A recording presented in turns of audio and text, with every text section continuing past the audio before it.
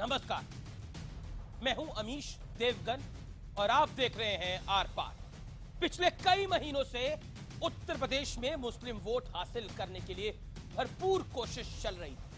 कोई धर्म के आधार पर चुनावी लिस्ट गिनवाते नहीं थकता था, तो कोई खुद को मुसलमानों का सबसे बड़ा मसीहा बता रहा था। लेकिन ऐन चुनाव के बीच केंद्रीय मंत्री बीजेपी के कद्दावर नेता उमा भारती के बयान से कई सवाल खड़े हो गए हैं। वो मुसलमानों को टिकट ना देने का अफसोस जता रही हैं, आई एम सॉरी कह रही हैं। केंद्रीय मंत्री मुख्तार अब्बास नकवी कह रहे हैं कि यूपी में सरकार तो बनने दीजिए, सारी कसर पूरी कर दी जाएगी। तो सवाल यही है, आखिर बीच चुनाव में इन बयानों के बड़े मायने क्या है? क्या ये वाकई बीजेपी का दर्द है या फिर बयान के पीछे कोई बड़ा तंज छिपा है? आज इसी मुद्दे पर होगा आर पार, क्योंकि मुसलमानों को बीजेपी की सॉरी क्या एक तंज है या वाकई ये सॉरी है? आज जोरदार बहस के लिए तैयार हो जाइए।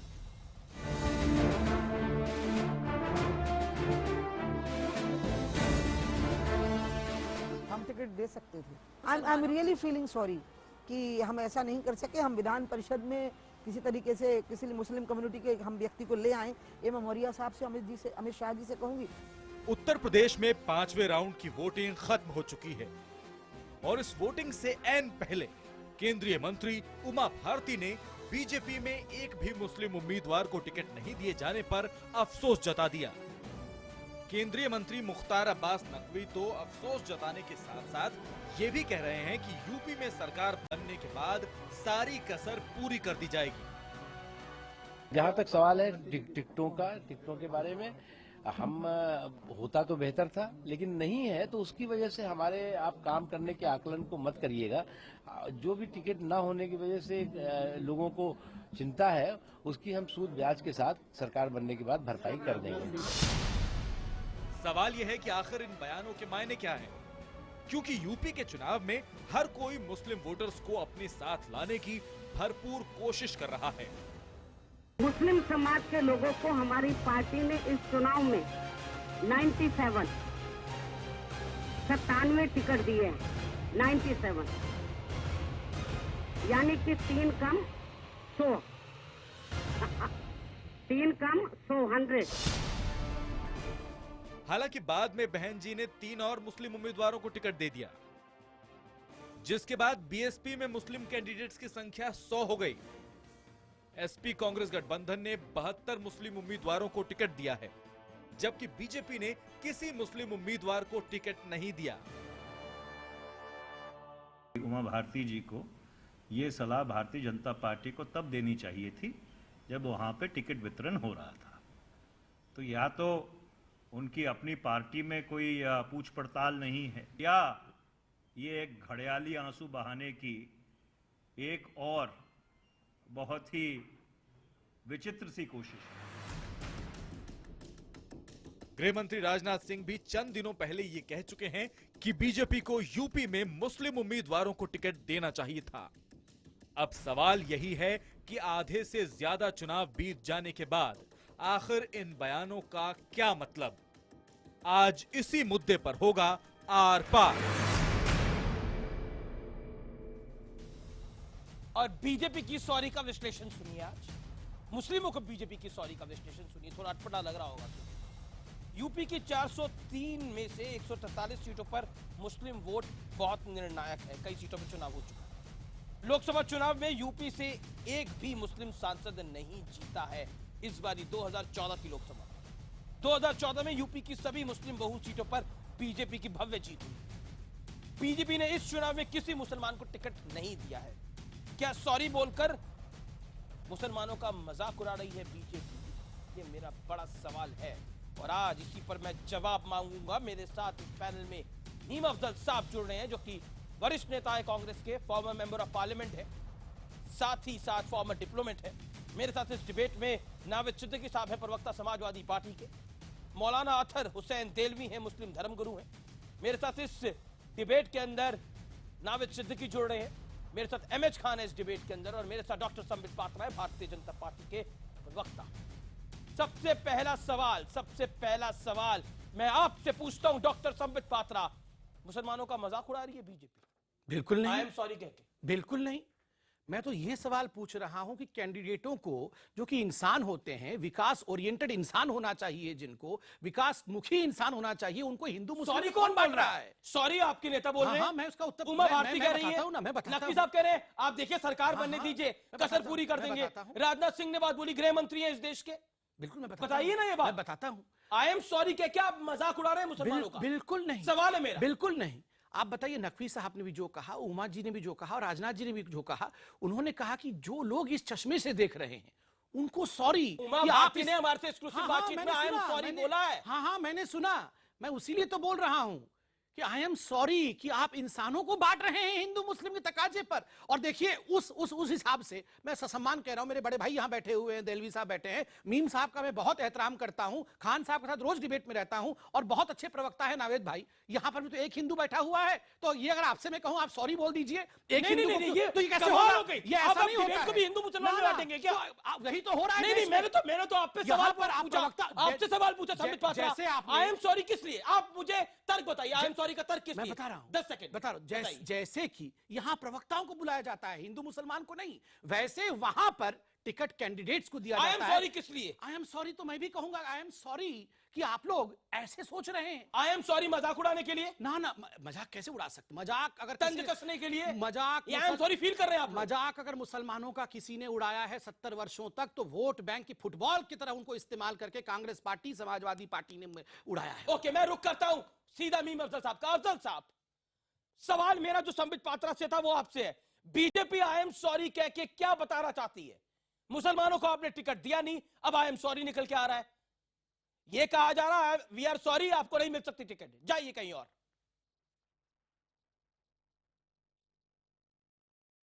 देखिए, इसके जो मायने हैं वो तो खुद उमा भारती जी सीधा सीधा बता चुकी हैं, उसमें कोई इफ एंड बट लगाने की ज़रूरत नहीं है। लेकिन अभी संबित जी कह रहे थे कि इस तरह खानों में बांटना बहुत गलत बात है। मुझे एक शेर याद आ गया, बड़ा मशहूर शेर है, इस सादगी पे कौन न मर जाए या खुदा, लड़ते हैं और हाथ में तलवार भी नहीं। ये जो संबित जी अभी कह रहे थे कि खानों में मत बांटिए, तो ये बात उनकी बड़े हद तक जचती है कि भाई खानों में मत बांटो। लेकिन बांट कौन रहा है? प्रधानमंत्री जी बांट रहे हैं, अमित शाह जी बांट रहे हैं, बराबर बांट रहे हैं। पिछले 2 चरण से तो कुछ ज़्यादा ही बांटने की कोशिश कर रहे हैं। अब वो भी अच्छी तरह जानते हैं कि मैं क्या कह रहा हूँ और आप भी अच्छी तरह से जानते हैं क्या कह रहे हैं। नहीं, आप खुल के बोलिए सर। आपको डरने की जरूरत नहीं है। करता था राहुल गांधी तो कहते हैं डरो मत, बोलिए आप खुलकर, आपकी जो राय। नहीं, मैं बिल्कुल, राहुल गांधी तो कहते करो भी मत। नहीं, हम डर बिल्कुल नहीं रहे हैं, डर बिल्कुल नहीं रहे हैं।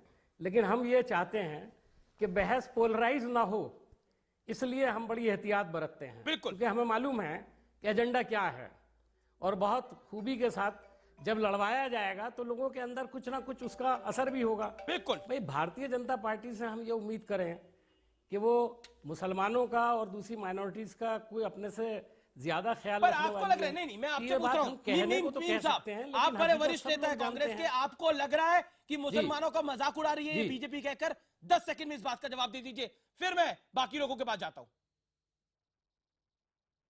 नहीं, मैं उमा भारती के ऊपर इस तरह का इल्जाम नहीं लगाऊंगा। उन्होंने एक बात कही, शायद दिल से कही होगी, और अगर वो मजाक उड़ाने के लिए कही तो भी मैं कहता हूं कि कम से कम कहा तो सही उन्होंने जी। अगर इसमें मजाक उड़ाने वाला पहलू शामिल है तो जनता तो देख ही रही है ना, कम से कम, कि उन्होंने जायज बात कही है कि नाजायज बात कही है।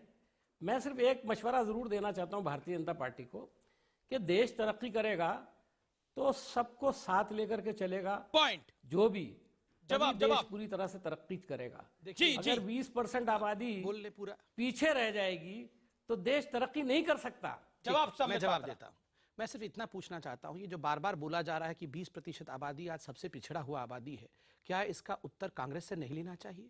आप इतने वर्षों तक टिकट भी दे रहे थे, 100 टिकट बीएसपी बोल रही है हमने दे दिया, पिछली बार भी दिया था, 69 जीत के सपा के आए थे पिछली बार। कांग्रेस विचारों के बाद तो 100 ही है, उन्होंने तो फिर भी 16 दे डाले। नहीं भाई, मैं तो ये बोल रहा हूं ये डिस्प्रपोर्शन भी तो है। बसपा से किसी ने पूछा कि आपने ज्यादा दे दिया है, उस पर कोई डिबेट हो रहा है क्या? ये अपीजमेंट नहीं है क्या?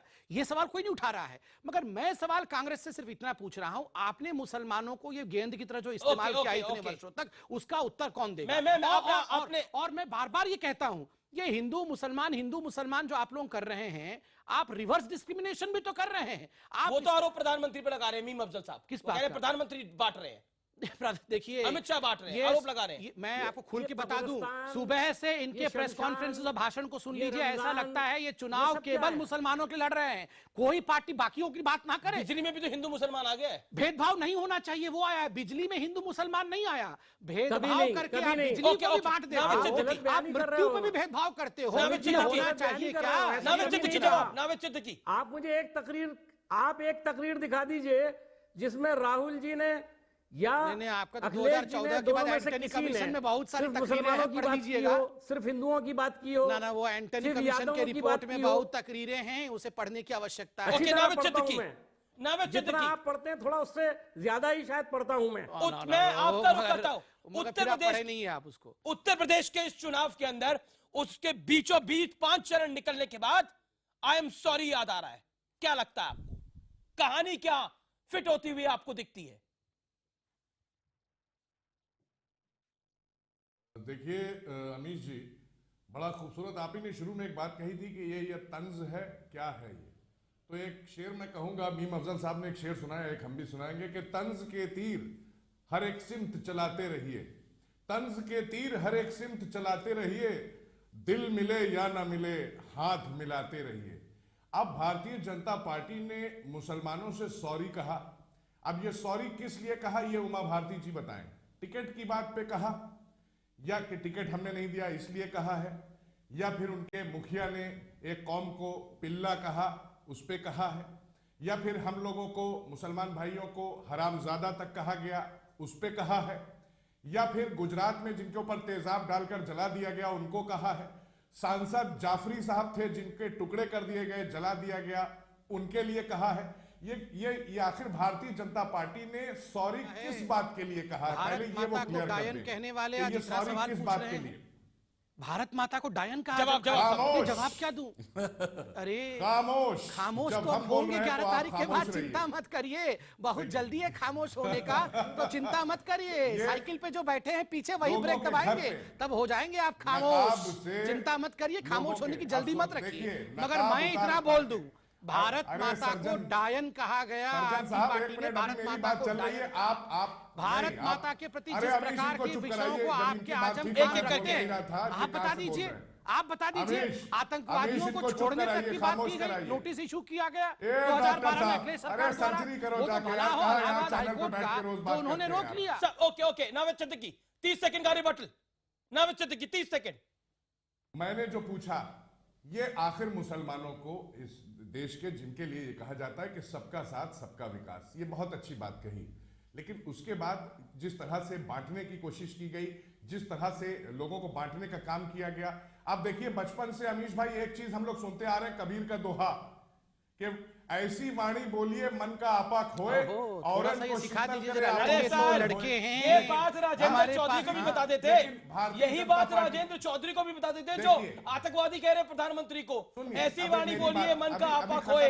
अभी खत्म नहीं, ये बात राजेंद्र चौधरी को भी बताते, आजम खान को भी बताते आप लोग। मुलायम जी को, अरे बच्चे तो भाई, आप लड़के तो लड़के तो बात है। अमीश भाई यही तो, ऐसी वाणी बोलिए मन का आपा खोए, औरन को शीतल करे आपहु शीतल होए, सबको ये मानना चाहिए। लेकिन भारतीय जनता पार्टी सब आपा खो जा रहा है। भारतीय जनता पार्टी ने, अरे सर्जन सुनो, ऐसी कम से कम दुर्जन तो नहीं हो, दुर्जनों को जवाब देना जानता हूँ, इतना बता दीजिए। काम नहीं होता है तो बच्चा पैदा करते हैं, वो कबीर नहीं पढ़ते हैं क्या? कबीर नहीं पढ़ते हैं क्या? काम नहीं है तो बच्चा पैदा करेंगे, ये किसने कहा? वो कबीर पढ़ा दीजिए उनको, वो तो कबीर भी नहीं पढ़ेंगे, पता नहीं उसमें भी सेक्युलरिज्म पे धक्का न लग जाए। इनकी जो बेचैनी है, इनकी जो हताशा है, वो ये साफ बता रही है। चिंता मत करिए जनाब, हम लोग सब खबर ले रहे हैं उत्तर प्रदेश की। 280 सीट जब भारतीय जनता पार्टी को आएगी, साइकिल लेके कहाँ जाएंगे वो चिंता करिए, करिए जरा साइकिल लेके कहाँ जाएंगे। ख्वाब देखिए, ख्वाब देखना अच्छी बात है, ख्वाब देखिए। पहले भारतीय जनता ये बताए, चिंता मत करिए, ख्वाब देखने वाला बैठा है, मुंगेरी लाल के मुसलमानों हसीन के साथ सपने जो वाले आपके अत्याचार सीट के किया पीछे है, बैठे हुए हैं, जो उनको देखिए अत्याचार जरा, किया चिंता है। मत करिए। ठीक है अरे ठीक है, भाई, ओके। मैंने जो नावेद अत्याचार सिद्दीकी, किया- नावेद सिद्दीकी, बोल- अब आपने काफी देर कह ली, मैं सीधा देलवी साहब को रुक करता हूं। अहमद खान, मैं आपके पास आ रहा हूं। देलवी साहब, इस आई एम सॉरी में आपको सियासत नजर आती है? बहुत सीधा और सटीक सवाल पूछ रहा हूं मैं। That's my straight question to you Dehlvi साहब। देखिए, पूरी डिबेट और आपकी मौजूदगी मुशायरा चल रहा है। मैं तो इतना कहूंगा कि खातिर से या लिहाज से मैं मान तो गया, खातिर से या लिहाज से मैं मान तो गया, झूठी कसम से आपका एतबार गया। भारतीय राजनीति में प्रजातंत्र.com का जो कहना है, उसका कहना यह कि सारी पॉलिटिकल पार्टी, क्या कांग्रेस, बीजेपी, सपा या बसपा हो, टिकट देने के अंदर जात बिरादरियों को पूरी तरीके से देखा जाता है। खुद संविधान ने भी पॉलिटिकल एम्पावरमेंट के लिए दलितों के लिए बाकायदा रिजर्व सीटें रखी गई। मुझे प्रधानमंत्री की, मैं अपनी बात उस तकरीर से शुरू करूंगा जो उन्होंने पार्लियामेंट में कही थी। मैं चाहता हूं कि मुसलमान तरक्की करें, एक हाथ में कुरान हो, एक हाथ में उनके लैपटॉप हो, वही प्रधानमंत्री। परंतु क्या वजह हो गई कि गुजरात से लेके वो चलते, सुन लीजिए मेरी पूरी बात, गुजरात चलते हैं कोई टिकट नहीं देते, लेकिन जब जम्मू कश्मीर पहुंचते हैं तो वहाँ बीजेपी टिकट देते, उनके टिकट पे मुसलमान जीत के भी आते हैं।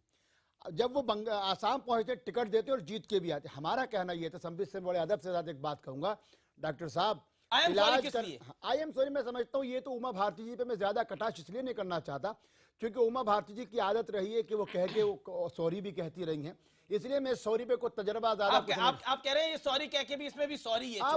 देखिए, आपको तंज लग रहा है? आपको तंज लग रहा है या तकलीफ लग रही है? नहीं, नारी सम्मान तो यही है। तंज लग रहा है या तकलीफ लग रही है? मुझे लगता है कि उनके अंदर की पीड़ा है, वो जो भारतीयता का मिजाज था जिसमें सबका साथ सबका विकास बोल रहे हैं, सबका साथ सबका विकास था, तो उमा भारती मुझको लगता है कि उमा भारती, देखिए पहले राजनाथ, पहले सुन लीजिए अमीश, पहले राजनाथ सिंह और अब उमा भारती और कुछ नकवी और कुछ पार्टी के लीडर लगातार ये कह रहे हैं कि हाँ हमसे कहीं ना कहीं हम सबका साथ सबका विकास के जो मंथन जो रोड था हम उसको छोड़ रहे हैं। जवाब संबित पात्रा। देखिए, इसमें एकेडमिकली जवाब देता हूं। इन सबका जवाब अध्यक्ष जी अमित शाह जी ने दिया। उन्होंने कहा कि देखिए अच्छा होता कोई विनेबल कैंडिडेट होता, किसी भी जाति धर्म का उससे मतलब नहीं है। विनेबल 400 में एक भी नहीं, सुन तो लीजिए, विनेबल कैंडिडेट होता, हम जाति धर्म नहीं देखेंगे वो जीत पाएगा या नहीं जीत पा रहा है तो चुनाव टिकट ऐसे दे दे क्योंकि वो किसी पर्टिकुलर धर्म का है, ऐसे देना चाहिए। क्या आप बता दीजिए, ये दे देंगे टिकट? आई एम सॉरी तो उमा भारती बोल रही है। नहीं तो आई एम सॉरी दैट कोई विनेबल नहीं है हमारे यहाँ मुस्लिम कैंडिडेट। विनेबल कैंडिडेट कौन होगा? राजनाथ सिंह जी के बेटे होंगे। विनेबल कैंडिडेट कौन होगा? संगीत सोम के रिश्तेदार होंगे, हुकुम सिंह की बेटी होगी। राहुल गांधी तो नहीं है। नहीं, ये मत करिए। विनेबल कैंडिडेट का मतलब क्या है? यानी राजनेताओं के बेटे होंगे।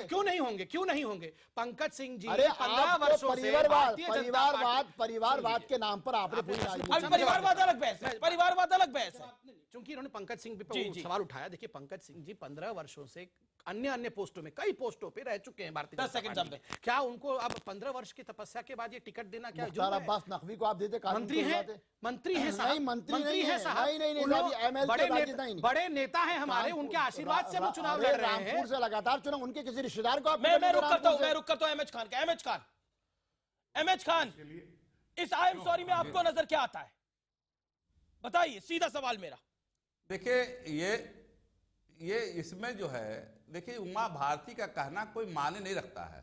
जैसे शुरू में भारतीय जनता पार्टी में छोट भाइयों को लगा दिया कि तुम गाली बको, तीन तलाक पर कहो, उमा भारती को छुट भैया गिन रहे हैं, को लगा दिया कि तुम ये बोलो के पोस्टर में फोटो है उनकी। देखिए अमित जी केंद्रीय मंत्री, फोटो रहने से क्या कोई बड़ा नेता हो जाता है क्या?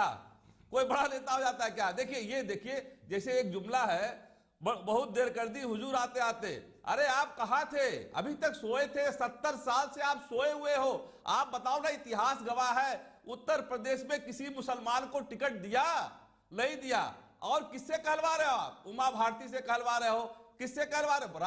आप पूरे उत्तर प्रदेश में मोदी जी घूम रहे हैं, अमित शाह घूम रहे हैं, वो तो कुछ कह नहीं रहे हैं। और जन्म हुआ है सर भारतीय जनता पार्टी का, 70 साल से कैसे हो गए? नकवी साहब ने तो जब मजाक उड़ा दिया मुसलमानों का। नहीं, आप ये बताइए 70 साल से कैसे हो गए? 1980 में भारतीय जनता पार्टी का गठन हुआ है। मुसलमान को क्या समझ रखा है आपने? वोट बैंक समझ रखा है क्या? अरे जनाब, वोट बैंक तो आपने मुसलमानों को समझा हुआ है ना। आप भी तो 100 टिकट गिनवाते हैं, नहीं गिनवाते? आपने तो शुरुआत ही ऐसे करी, हमने 100 टिकट दिए। आप नहीं वोट बैंक गिनते मुसलमानों को? कमाल की बात है, आप वोट बैंक नहीं गिनते मुसलमानों को। ओके, संबित पात्रा, मैं एक सवाल आपसे भी अमीश जी और जितने भी हमारे एस्टीम्ड पैनलिस्ट हैं सबसे पूछना चाहता हूं। कंप्लीट कर मेरी बात पूरी नहीं बताइए, मेरी बताइए। बात पूरी नहीं हुई, मुझे 10 बोलिए सेकंड ना, दिया गया। बोलिए। मुझे 10 सेकंड भी नहीं दिया गया। अरे लीजिए जरा 30 आप सेकंड भी लीजिए बुलवा आप। लीजिए उसे। मैं कह रहा हूं बात समझिए बात को। देखिए ये जब इनका एक एमपी कहता है कि मुसलमानों का वोट नहीं चाहिए, मुसलमान मुझे टिकट नहीं वोट नहीं देता है, किस मुंह से यह बात कर रहे हैं आज? जब 5 चरण का चुनाव हो चुका है, आज आप कह रहे हैं मुसलमानों को वोट टिकट ना देकर गलती किया आपने। अरे टिकट देकर गलती क्या किया आपने? आपने मुसलमानों का सबका हाथ सबका विकास कर रहे हो। कौन से मुसलमान को आप बनाया आपने किसी बड़े पद पे? क्या किया आपने उत्तर प्रदेश के अंदर बुनकरों की हालत? ओके, संबित का जवाब। देखिए बड़े सारे सवाल आपने पूछे, संबित का जवाब। संबित 30 सेकंड। कार्यक्रम इनका नहीं मुसलमानों के लिए। संबित जी हंस रहे हैं, इसलिए हंस रहे हैं कि उनको मजाक लग रहा है ये। अरे इतने सीरियस बात तबीयत खराब मत करिए, प्लीज आराम से बोलिए, माइक लगा है, दुनिया सुन पा रही है। लेकिन डॉक्टर आप भी हो, डॉक्टर मैं भी हूँ। ओहो, डॉक्टर हम ऐसे क्यों कर रहे हैं? शांति शांति शांति शांति। नहीं शांति। अरे हंसूंगा कम से कम, दूसरों को पिटाई तो नहीं कर रहा हूँ, हंस तो रहा हूँ। शांति शांति सर, शांति। इनको शांति होने कहिए कि डॉक्टर है, तबीयत खराब हो जाएगी, पेशेंट कौन देखेगा? शांति। जवाब आपका जवाब ब्रेक के बाद देता हूं आपका जवाब। MH Khan hold on. Break के बाद संबित पात्रा का जवाब होगा और आर पार होगा। देखते रहिए न्यूज़ 18 इंडिया। आप देख रहे हैं आर पार और मेरे साथ इस पैनल में मीम अफजल साहब हैं, नाविद सिद्दीकी साहब हैं, मौलाना अतहर हुसैन साहब हैं और मेरे साथ इस डिबेट के अंदर एमएच खान साहब नेता बीएसपी के भी जुड़े हुए हैं और डॉक्टर संबित पात्रा है। डॉक्टर संबित पात्रा, एमएच खान का आप जवाब दे रहे थे। एक चीज मैं ऐड कर दूं, राहुल गांधी और अखिलेश यादव बोले हैं अगर बिजली नहीं आती तो तार पकड़ के देख लीजिए कितनी बिजली आ रही है। योगी आदित्यनाथ को भी बोले हैं और ये बात वो प्रधानमंत्री के लिए भी बोले। देखिए पहले तो मैं एक, यहाँ सब एस्टीम्ड लोग बैठे हुए हैं, मैं एक सवाल अमीश जी आपसे भी और ये पैनलिस्ट से पूछना चाहता हूँ। आप सवाल पूछने का काम आप करेंगे? नहीं, मैं एक सब कभी कभी जवाब भी सवाल होता है, मेरे को प्लीज अलाउ करिए 10 सेकंड। जी। देखिए ये भी सवाल जो उठ रहा है कि भारतीय जनता पार्टी ने कितना टिकट दिया, क्योंकि 20% मुसलमान है, एक भी टिकट क्यों नहीं दिया? मैं एक सवाल पूछता हूं, कश्मीर में कितने पॉलिटिकल पार्टीज ने एक हिंदू को टिकट दे दिया? क्यों ये सवाल उठता नहीं है? जहां मुस्लिम बाहुल्य है, 68% वहां मुस्लिम है, एक हिंदू को कोई पार्टी टिकट नहीं देती है, ये सवाल नहीं उठता है। ये तो आज सवाल नहीं, आज आई एम सॉरी बोला उसमें सवाल है। ना, ये देखिए, ये मैं बड़ा विषय उठा रहा हूं, उसको सोचे देश। कश्मीर में 68-70% मुस्लिम है, वहां 30% हिंदू है, एक भी हिंदू चीफ मिनिस्टर नहीं बन सकता है। सुन लीजिए, और वहां पिछली बार यह विषय हुआ कि हिंदू चीफ मिनिस्टर तो बन ही नहीं सकता है, बनने नहीं देंगे। उत्तर प्रदेश में सब लोग सवाल पूछे, मगर कश्मीर के बारे में सब लोग चुप हो जाए। और जहां तक बिजली का तार भी तो है, 11 तारीख को अखिलेश जी और राहुल जी बिजली के तार पकड़ेंगे, फिर देखिएगा। देखिए ऐसा है, डॉक्टर संबित पात्रा सर्जन है और थोड़ा इतिहास भी देखें। जम्मू कश्मीर एक ऐसी वाहिद झटका लगेगा नावेद जी, 11 तारीख को बिजली का आप दोनों बिजली के तार पटक के लटक के झूला झूलिए, आपका काम है। वो तो जम्मू कश्मीर वाहिद स्टेट था। संबित डॉक्टर पात्रा, आपको मालूम होना चाहिए, जम्मू कश्मीर वाहिद स्टेट था जहां राजा हिंदू था और हिंदू राजा अपनी मुस्लिम रियाया के साथ रहते थे। दूसरी चीज, प्यारे लाल हांडू लगातार एनसी के टिकट पे हब्बा के दल से चुनाव लड़ते थे और वहां के विधि मंत्री बनते थे। मैं इनसे एक बात कहना चाहता हूँ, मुझको बताएं, ये कहते हैं कि अवेलेबिलिटी होनी चाहिए। ये हिंदुस्तान की पहली वाहिद हुकूमत है नरेंद्र मोदी की जो सिर्फ मुसलमानी बल्कि तमाम अकलियतों को, माइनॉरिटीज को नजरअंदाज कर रही है। इसलिए मुझको उनको पूछिए, जब पाटीदारों का मामला आता है तो आप मुख्यमंत्री ऐसे आते हैं जो पाटीदारों का आंदोलन निपटा सके। की बात आती तो आप ऐसे आदमी को लाते, सिर्फ मुसलमानों के नाम पर आप कहते हैं। बोल दीजिए। देखिए पहली बात है, अगर सड़क बनेगा, बिजली आएगी तो हिंदुओं को ही फायदा होगा, मुसलमानों को नहीं। आनंदी बहन को क्यों हटा दिया? गुजरात, अब बताइए डिबेट किस पे? अरे सिर्फ हार्दिक पटेल को, हार्दिक पटेल को करने के लिए आपने वहां मुख्यमंत्री बहस का विषय नहीं है। अगर आप मुसलमान के टिकट पे आप कहेंगे तो जगह जगह ये नहीं करते। हार्दिक पटेल डिबेट ही नहीं है, अभी डिबेट हिंदू मुस्लिम टिकट पे हो रहा है। मैं सिर्फ इतना बोल रहा हूं, आई एम सॉरी पर हो रहा है, करेक्ट कर दूं मैं, आई एम सॉरी पर हो रहा है। I am also sorry for what you are sorry doctor Sambit Patra? Selective vision. Why selective vision? Kashmir पे आप नहीं देते हैं तो कोई नहीं पूछता है, बीएसपी ज्यादा दे देती है तो कोई नहीं पूछता है। सारा प्रश्न सिर्फ एक ही पार्टी से होता है, अरे भैया आपने क्यों नहीं दिया, आपने क्यों भेदभाव बंद करने की बात कर दी है, क्या हो रहा है? ओके जवाब राजनीति क्यों हो रही है? अफजल साहब जवाब। क्या हिंदू मुसलमान को वोट नहीं दे सकता? मुसलमान कैंडिडेट अगर हो तो हिंदू दे सकता है, और हिंदू कैंडिडेट हो तो क्या मुसलमान लोग उसको वोट नहीं दे सकते?